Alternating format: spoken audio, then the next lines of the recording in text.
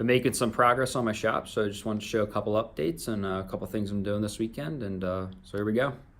So if you remember from the previous video, I used to have a big drafting table here. So what I did is I completely deconstructed that and patched these walls up and repainted this section right here. So I got a lot more room in here now. Probably going to be turning this into like a hangout area, something like that. And if we walk into the garage, we can see I got some sweet new tables that I put together. So here we go. So this guy is a 8-foot long table. This one's a 7-foot long table, and they're both 3 feet in depth, and they're about 4 feet tall. So pretty perfect for working on it. You know, start putting a couple tools on it. Got some wood under here, some scrap wood, and then over here is where I plan on putting my new lift I purchased. So I purchased a Benwill TP7 lift. It's about a 7,000-pound 2-post lift.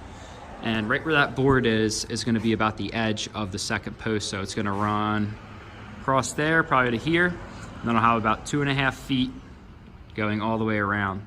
So it should fit perfectly. So today's Friday, tomorrow's Saturday. So Saturday I'm actually going to pick it up. I got the help of a couple guys, so we're going to go do that, take it apart and get it over here, throw it on a trailer, back it in, and they're going to help me set it down and put the posts up. And over here I got my hammer drill, and then over here I got the bit. So it needs a 7/8 inch diameter bit, big boy, and then you put in 7/8 inch expansion bolts. And so I drilled a test hole right here using this smaller bit, and I got about 3.25 inches of concrete until I hit the gravel. And the manual suggests that I need 3 inches, so it's gonna be perfect. So it takes about 12 bolts, so I'll start drilling those and everything in this area, and then I'll show more of that. And tomorrow, hopefully I can show you guys the lift standing up, so looking forward to it. The lift is also 1-phase power, but I got a 3-phase box here. So I should be able to use this box. Wait for the truck to go by, there we go. Should be able to use this box to power it up. And you can see the screen wire actually runs up and over there. So basically I'm just gonna unzip tie it over there. It's actually just cut on the end, not connected to anything. Then I'll just run it up and over across there and down to the motor pole. And that'll be perfect. I gotta shut off here, and then it's gotta shut off at the main box over there.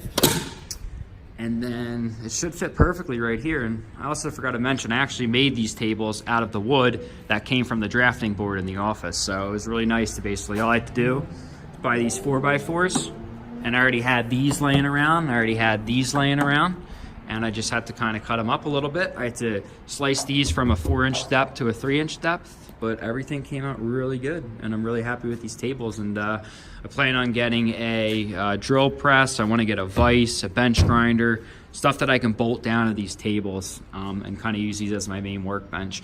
One of these I'm going to get either an aluminum or steel sheet for, plop it on top so I can do some welding on it, and should be set up pretty well. And then over here, I'm probably either going to put my tools against this wall or against that wall, and then I'll have this entire area here to back another car in, and the ceilings are actually high enough that I can lift one car up and fit another under it. So I'm gonna have a lot of room in here. I might also be able to fit a trailer in here. I want to get like a 15 or 16 foot trailer to be able to tow my car to the track, so I should be able to back that in here, fit that in here, and then I could also use this area to keep the trailer. Not really sure yet, but all I know is that I want the lift to go here. I was kind of thinking about putting the lift here and going diagonal, but you have the issue with the heater. It kind of limits how high you can lift, and also it kind of kills the entire area. You basically lose this entire area right here, and then you just have a little sliver here and a little sliver here. If I put the lift here, I can kind of just tuck the cars over here, tuck cars over here, and then I can have all my main working area right here. So I think that's my best option, but well, that's actually what I'm gonna go with, and I think that's my best option. So until tomorrow when I start picking up the lift. Oh man, what a crazy day. Today is probably one of the most hectic moving days I've ever had, trying to get my 2-post lift moved to my shop and everything. I hired like 4 or 5 people off Craigslist. Fortunately, they had experience moving car lifts, and they had one was a crane operator, so they knew what they were doing, but man, it was crazy. So let me show you guys what these things look like. So here they are. They are a Benwill TP7 lift capable of 7,000 pounds. And they have 3-phase power. Fortunately, I got a 3-phase box right here. This building actually has 4 3-phase circuits. So I just need to get another fuse for this this phase here, and I should be able to wire that up. Probably just gonna buy another one of these cables, run it up over, you know, wherever. But here's the base plate we lied down. So these bolt on top of here, and oh my God, this thing is heavy. This is just solid steel, this whole chunk right here. This thing's probably 300 pounds, and like, thank God the shop that I pulled these out of, it wasn't even a shop, it was just a warehouse. They had like the chain hoists on their rafters, and we actually used those to kind of pull the lift as an assembly, you know, over. And then basically what we did is we undid all these bolts. We also undid the cables from here. So the cables run across here, they go up and over around the pulleys, whoop, and then down through here, and they screw it and everything. So we got all that undone. And then basically over here, we have a little spot for a hook. So we hooked those up to the ceiling crane. It was only 1/4 ton, 500 pounds. And these things, I'm convinced these things are 600-700 a piece. So like, we were probably pushing that thing, but we got them down. And then basically, we kind of lifted these off that and then moved them. The thing slid, fortunately, so we were able to slide it over, you know, had the trailer back in here, and then we were able to kind of tilt them down. This one is just so heavy because you got the motor box here, you got a 3-phase motor, you got the oil reservoir. I drained all the oil. It actually just uses 10W30 motor oil according to the manual, no hydraulic fluid. And then this has the massive frickin' ram. This thing is matte. Like, look at this chain. This chain's probably like 2 inches. Like, this is a really, really, really freaking meaty lift. You know, this thing is probably constructed in the 80s or whatnot, so it's built out of like battleship steel. I kid you not, those things are so heavy. Then basically what I just had is had the trailer guys back them in, pop the gate off, and then we actually used these to kind of lift the front up, and then we just pulled them back about halfway, and then we set them down so they were on the floor, and then basically just had a bunch of guys, you know, lift them up. I would have taken more footage, but it was just so chaotic, and it just would have made things so much harder. So hell yeah, this thing's awesome. So this place is really getting there. I gotta figure out how to get these onto there. So I got this propped up on wood. I got this all measured out. So the center from here to the wall is about like 10 feet. So that should give me plenty of room to get the front of the car up there or the back of the car up there, depending on which way I get it in. Again, got my hammer drill, got my hammer bit. So basically, once I get this in position, I can pull it off of these boards, and then I can just basically, what I'm gonna do is just drill the holes right like this, so everything's perfect. And then I gotta get my expansion bolts, and those will basically go through here. You hammer them in until they bottom out, and then you just torque the nut down, and it makes those expand. So yeah, we're getting there.